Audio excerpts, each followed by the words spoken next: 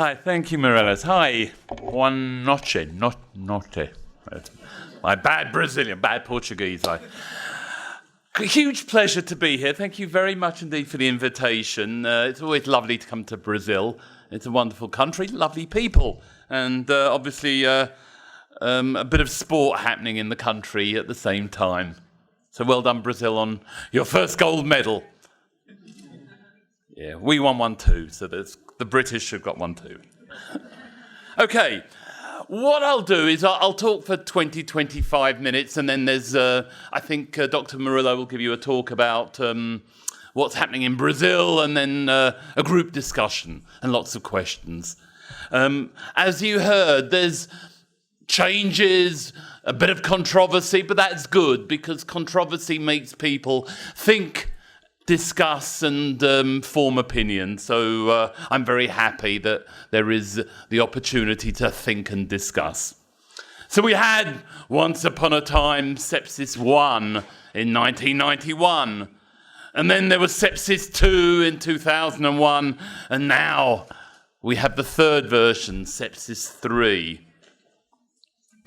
And as I said, great pleasure. We were 4 years ago in London. And now in Rio at this precise moment in time. Okay, Sepsis 3. Hopefully you'll have read the paper. This came out in February in JAMA, and they very kindly also published 2 companion papers which basically gave the data that underpinned the recommendations that we've come up with. So, again, please, if you haven't read the papers, please do read them. It's amazing when you look on the internet and see people saying things that aren't actually in the paper.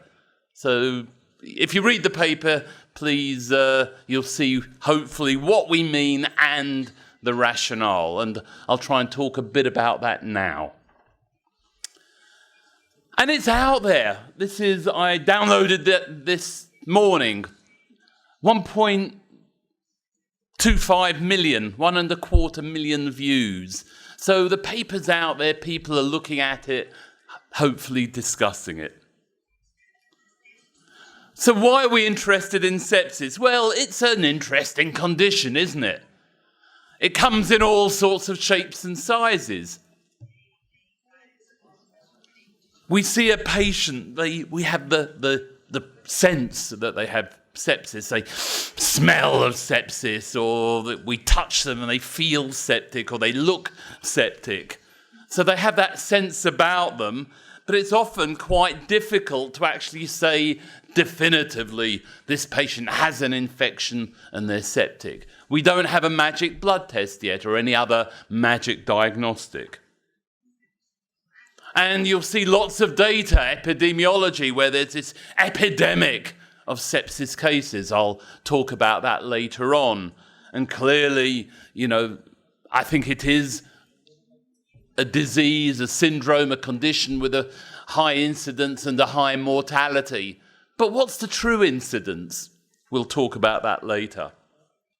And clearly, we want to get those patients who are on the edge, we want to try and hopefully capture them and pull them back before they fall off. So again, early identification, good, prompt, adequate treatment are clearly important. But it's important to stand back and look at the big picture.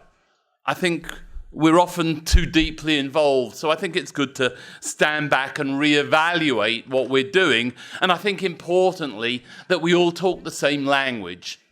Again, I'll show data to show that we don't talk the same language, and sepsis means different things to different people. And there's a big, big, big mess as a result in the literature. So we've had some people who don't want change. They say, why bother changing? It's disruptive. We've had SIRS and sepsis and severe sepsis and septic shock for the last 25 years. We're familiar with them.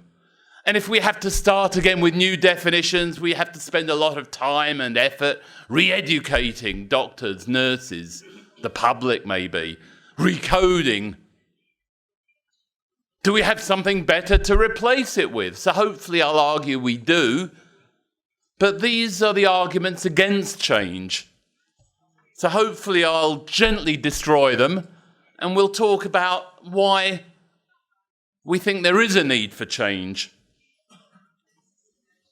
I think if you read the literature, I'm sure you're aware of what goes on. It's not only confusing, but very confused. So it's a bit of a mess. The science has moved on in the last 15 years. The epidemiology is a complete mess. Sepsis means different things to different people. So when you'll hear later on about Brazilian data, and it will be different from UK data, American data, Australian data, because of the way we describe our patients. We don't describe them in the same way. When we talk about shock, do we mean the same thing? The answer is no. When we talk about organ dysfunction, different views. And we have this problem where we have infection and we have sepsis, and there's often this overlap when many septic patients, or many infected patients, are called septic. This is a lovely example. This came out in 2011. It was looking at this, there's this very large database of a representative United States hospital population. And they reported trends of severe sepsis from 2000 to 2007. And as you can see, the cases of severe sepsis were going up and up and up. But the good news is the mortality was dropping from 40% to about 27%. And the authors concluded an increasing number of admissions for severe sepsis combined with a declining mortality rate means more individuals are surviving to hospital discharge. But it looks good. Look at the survival improving. It's not so good, though, if you actually put the numbers in there. So let's look at the numbers. We have an increase in cases from 300,000 in the year 2000 to 781,000 in a mere 7 years. It's an epidemic of sepsis. And the mortality, if you multiply that by the proportion of patients dying, has gone up from 118,000 to 213,000. So the percentage has dropped, but the absolute number of patients dying has gone up 80%. So we're now having not more individuals, whoopsie daisy, sorry, I'll go back. We're now having not more individuals surviving, we're actually having more dying, according to these data. It's crazy, isn't it? Is the 300,000 because patients were underreported? Or is the 780,000 because patients are now being over-reported? In America, there's a financial incentive to call someone septic rather than pneumonia.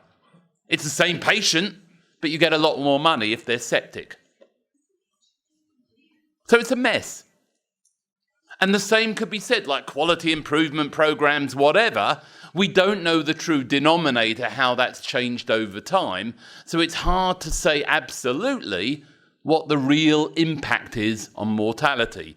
According to these data, the proportions have gone down. The proportions have gone down, but the numbers have doubled or nearly doubled. Okay, sorry about this. Okay. So this is the old paradigm. Infection, 2 or more of the old of 4 SIRS criteria makes you septic. Organ dysfunction makes you severe sepsis. And if you have a cardiovascular collapse, whatever that means, not responding to fluid, you have septic shock. But we've learned that sepsis isn't just about inflammation, that there's too much overlap between infection and sepsis. In 2016, does SIRS really fit within the construct of sepsis? What do we mean by organ dysfunction? What do we mean by shock?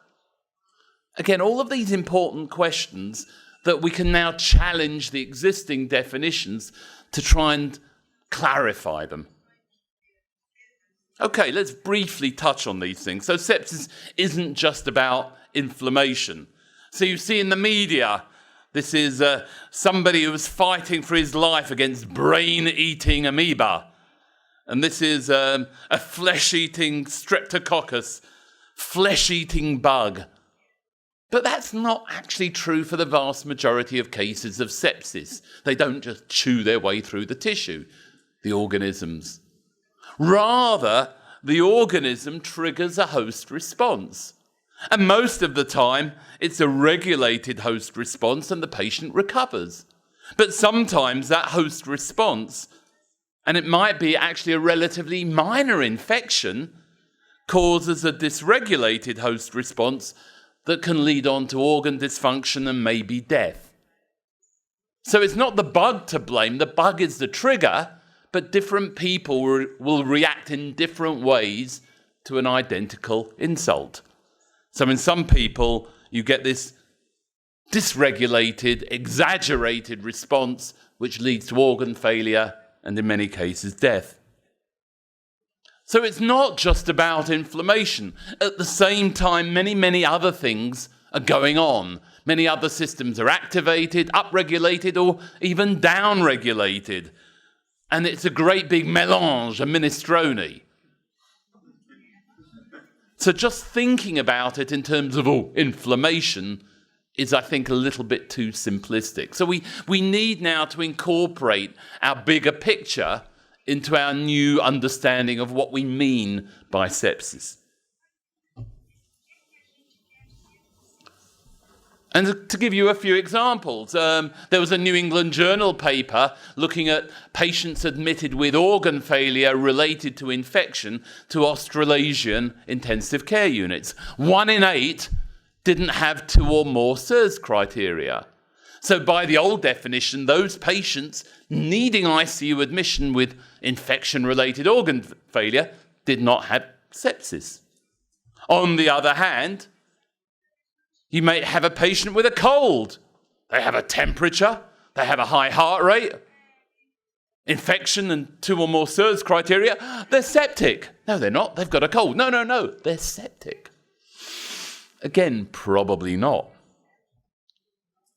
Likewise, when we talk about organ dysfunction shock, it means different things to different people.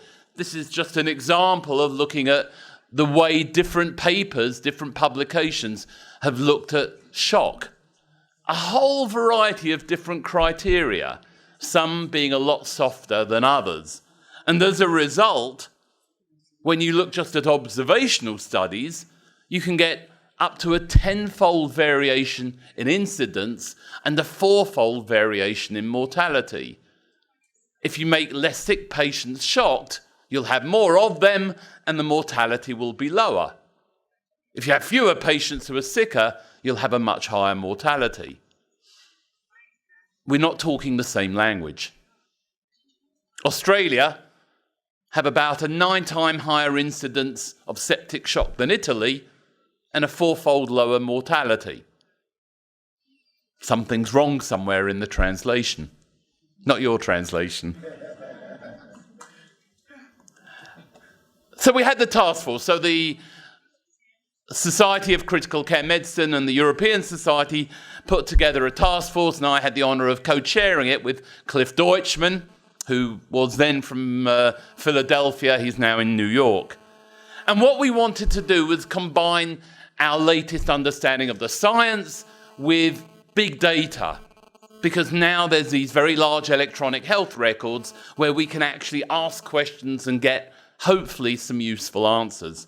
So we put together a group, in total 19 patients, who were 16 and 3 were co-opted, who did a lot of the hard work with the data analysis, who had expertise in epidemiology, in clinical trials, and in mechanisms. So we had a lot of people who could talk about organ dysfunction at a different organ level, or immune function, metabolic function, or whatever.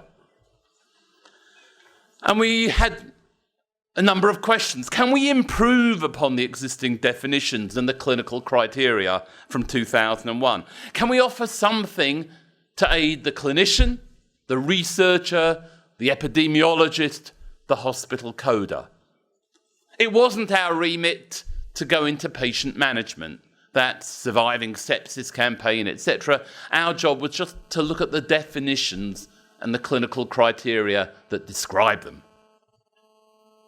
There is no right answer. If there was, you wouldn't be here now, I wouldn't be here now. And we wrote that in the paper on the limitations. Our first limitation was we still don't fully understand sepsis, and there's no simple, easy test that applies across every septic patient. So we are making assumptions. It's not perfect. We hope it's a bit better than before, but it's still not perfect. There will be better diagnostics in the next 5 years, 10 years, 20 years, much better diagnostics, but we're not there yet. So we wanted these new definitions based on the science, supported by the data, that could be easily and conveniently applied by the clinician at the bedside. And we use big data, as I said earlier, mainly from large US electronic healthcare record data of hospital populations, not ICUs, but hospital populations. So we had over 5 million patient encounters, of whom 850,000 were cultured and then treated for suspected infection. We don't know whether they all had infection, but the clinician was worried enough to take the cultures and start giving them antibiotics. 850,000. The majority, 90%, were outside the ICU. So we were very conscious when we're talking about sepsis, it's not an intensive care problem as such, but it's for the community, the emergency department, and the ward. We use the Pittsburgh database as the discovery database. So 12 hospitals in the West Pennsylvania region, some small, some large university hospitals. 1.3 million encounters, of whom 11%, nearly 150,000, were cultured and treated with antibiotics. 89% outside the ICU. Of these 150,000, only 4% died. So it's not large. Be fascinating to know what the number is in Brazil. But it's relatively small. And we don't know if they died of the infection or another problem that brought them into hospital. End-stage cancer, end-stage lung disease, whatever. Of these patients who were being treated for infection, how many truly had infection? Again, we don't know. So if you do the mathematics, only 1 in 200 of the entire population died of or with suspected infection. So sepsis is clearly important. It needs, as I mentioned earlier, to be promptly identified, quickly treated. But we do need to put it into perspective. The vast majority of patients with infection do not become septic, develop organ dysfunction, do not go on to die. A proportion certainly do get organ dysfunction, so we want to try and identify these patients really early and jump on them to prevent them from deteriorating and dying. So with the new definitions, we wanted to try and simplify it. Rather than infection, sepsis, severe sepsis, septic shock, we wanted to say you have infection, and when it's bad, you have organ dysfunction, you have sepsis. And septic shock forms a particularly bad subset of this population with sepsis. So we hope this is a much simpler way of describing it. We'd avoid the overlap between infection and sepsis, between sepsis and severe sepsis. What do I mean by definition? Well, a definition, if you go to the dictionary, is what something is, the essence of something. So we had lots of discussion, and we came out with this definition. Sepsis is defined as life-threatening organ dysfunction due to a dysregulated host response to infection. So we wanted to emphasize life-threatening. They're more likely to die from this than from a standard infection. Organ dysfunction. You don't die of the infection without getting organ dysfunction. So again, we're emphasizing the organ dysfunction, the host response. And it's not just inflammation. So we've got to look with our treatments beyond quenching the flames of inflammation towards having a much broader approach to treating these patients.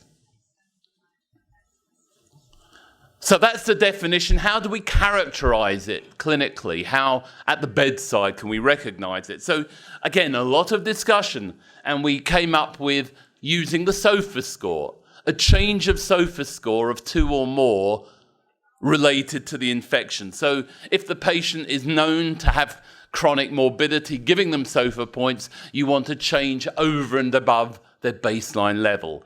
If they're otherwise healthy, you can assume the score is nil as a baseline and you're looking for a change. So that is a formal way of defining that that patient has got new organ dysfunction related to an infection and they qualify as being septic. That's a reminder of the SOFA score. Again, the beauty of the SOFA score, it's been around a long time. The higher the SOFA score, the more likely the patient is to die. And it's done on routinely collected data, so you don't have to do anything over and above the routine things you would normally do. Glasgow Coma score, blood gases, blood pressure, the creatinine or the urine output, platelets, bilirubin. These are things that are routinely measured, so we're not asking for a fancy test. And when we looked at the data, these big databases I was talking about, if you had infection with a SOFA score of 2 or above, that gave the patient a more than 10% chance of dying. So in other words, it is a life-threatening infection, as 1 in 10 of these patients will end up dying. So we're not saying, oh, you have to stop treating the patient, do the SOFA score. Absolutely not. You treat the patient in front of you. If you're worried about their breathing, their urine output, their blood pressure, you're treating them. The SOFA score, you're doing the blood test to look at their organ function. That can be done as a post hoc test to help the epidemiology, the research, the hospital coding. Often we don't know that the patient has an infection until the disease, the condition evolves in that patient. It might turn out to be something else. Pancreatitis, for example. So we think it's infection, but we later change our diagnosis. And certainly in our ICU database where I work in London, many of these computerized systems can calculate SOFA automatically. Again, taking the human work out of it because the machine does it for you. Moving on to septic shock. Again, the definition we came up with was we wanted it to reflect a group of septic patients where they have not just a circulatory problem, but a metabolic cellular abnormality, which is severe enough to substantially increase their risk of dying. So we wanted that combination. We felt that septic shock, from a pathophysiological point of view, wasn't just a low blood pressure. It had to reflect that the cells were not happy as well. And the risk of dying had to be much higher than a normal septic patient. So we characterized it, again, by looking at databases as having, after fluid resuscitation, a lactate above 2 and a mean arterial pressure 65 or above. So after fluid, they still had a high lactate, they still had a low blood pressure, needing pressors to elevate it. If the patient qualifies as both of those, they have septic shock. And we've had some people saying, well, why didn't you have either or? Why did you need lactate and hypotension? Again, this concept in the definition of having a group with a much higher mortality. So we went here to the Surviving Sepsis Campaign database. 28,000 patients who, after fluid resuscitation, had more than 1 organ dysfunction. And their hospital mortality was much higher in patients who had both hypotension and a lactate above 2 compared to those with a lactate alone, or compared to those with just a low blood pressure alone but a normal lactate. And impressively, even if you had a normal lactate and the normal blood pressure but you still had organ dysfunction, the mortality was equivalent. So it was only that group who had both of them had a much higher chance of dying, which separated them from the other patients. So that's why we picked having both. It will reduce the numbers of patients having septic shock, but it will give a better indication of why they died. If you look at the 3 early goal-directed trials, therapy trials, PROMISE, PROCESS, ARISE, I was involved with PROMISE in the UK, only about 15% of patients fulfilled this criteria. Everyone talks about, low mortality, low mortality. Well, the reason there was a low mortality is because mainly these patients were the ones being enrolled. So it was predictable because they were a less sick population. Final few minutes on QuickSOFA. Can we use big data to offer a risk stratification tool that would be easy to use to identify patients at risk of having sepsis? So Chris Seymour in Pittsburgh, who did all the hard work, he looked at 24 variables that are routinely collected in ward patients or emergency room patients and found 3 were the best predictors of a high chance of doing badly. A low systolic blood pressure, an altered mentation, any change in Glasgow Coma score, or tachypnea 22 or above. So the low blood pressure reflects this cardiovascular dysfunction, maybe. The change in mentation, neurological dysfunction, maybe. The tachypnea, respiratory and or metabolic dysfunction. And he found that the more SOFA points these infected patients had at the time of diagnosis, the more likely they were to die. So you can see here, if you had 2 or more, that put the patient in a much higher risk category. We in the UK, I know you don't in Brazil have a national system, but we in the UK do have a national system called NEWS, National Early Warning Score. So it's used in the wards and it's now going to be used in the emergency departments. And so the nurse basically scores the patient and they get more points for more abnormalities. And there are 7 different parameters, things that are routinely measured. And very conveniently, the QSOFA criteria, respiratory rate, blood pressure, level of consciousness, came up really nicely within this system. And what happens in the UK, depending on the hospital, but the critical care outreach team get called if the score is 4 or in some hospitals 5. So if you have 2 of the SOFA criteria, you have a minimum of 4 before looking at the 4 things that aren't recorded by QSOFA. So in the UK, it fits very, very nicely into this existing system, and QSOFA will be incorporated within it. So we're not going to change what we do, but we'll be, because we are recording QSOFA as well. So final few comments. Is there a place for SIRS? In part, yes. The components, the white count, the temperature, help us identify whether the patient may have an infection, which may or may not prompt antibiotic treatment. You don't need to give antibiotics to every patient with infection. A lot of the time, patients get well without antibiotics. Certainly, some patients do need antibiotics. The advantage of QSOFA over SIRS, you can do it in 30 seconds, 1 minute at the bedside. You don't need to take the blood test to measure the white count, to measure the blood gases.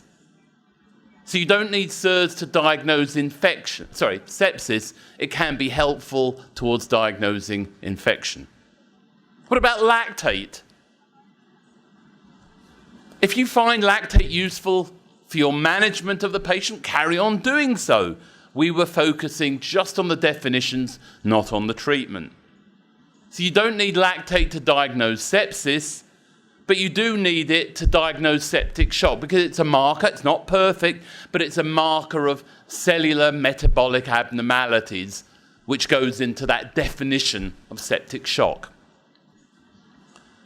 And I won't go into it now, but when you look at the evidence base about the wonders of lactate as a prognosticator, it's a lot weaker than the true believers claim. Q-SOFA is not a diagnostic for sepsis. It's a prompt, a risk stratification tool. The patient may have sepsis. You need to do the blood test to look at their organ dysfunction. It might help the nurse alert the doctor, I'm worried about this patient. Perhaps more intervention, more monitoring, step up to intensive care. But again, it's a way of making the nurse, the bedside doctor, think this patient with infection is getting worse. But don't wait until they get to 2 before you start treating them. If you're worried, if they need antibiotics for their infection, start treating them early. If they need fluid for their oliguria or oxygen for their hypoxemia, sorry, not hyperemia, that's a typo, start treating them. So don't wait until they're ill. And we put that in the paper, in the algorithm. If they do have a Q-SOFA of 2 or above, they're in a high-risk group. You need to do the blood tests and take them seriously. If you're still worried, they don't have 2 or more Q-SOFA, still take them seriously. Do the blood tests. Think about escalating, monitoring, treatment, intensive care, referral. For pediatrics, the definitions still hold true, but clearly the physiology is very different at children at different ages, and there are pediatric definitions or initiatives underway at the moment. What about countries that can't do blood tests, can't measure lactate? Perhaps Q-SOFA may be a good surrogate. We don't know. It needs to be prospectively validated. For septic shock, if you can't measure lactate, perhaps use a marker of poor perfusion, like capillary refill. Again, needs to be prospectively validated. But point-of-care testing is increasingly available, increasingly cheap, even in very remote locations. So what next? The future? The work was done mainly on US databases. Does the American patient reflect the Brazilian, the British, the Australian patient? We don't know. We need to prospectively look at these things. Q-SOFA. We need to come up with perhaps a better organ dysfunction score, more up to date than SOFA. And we need lots of studies.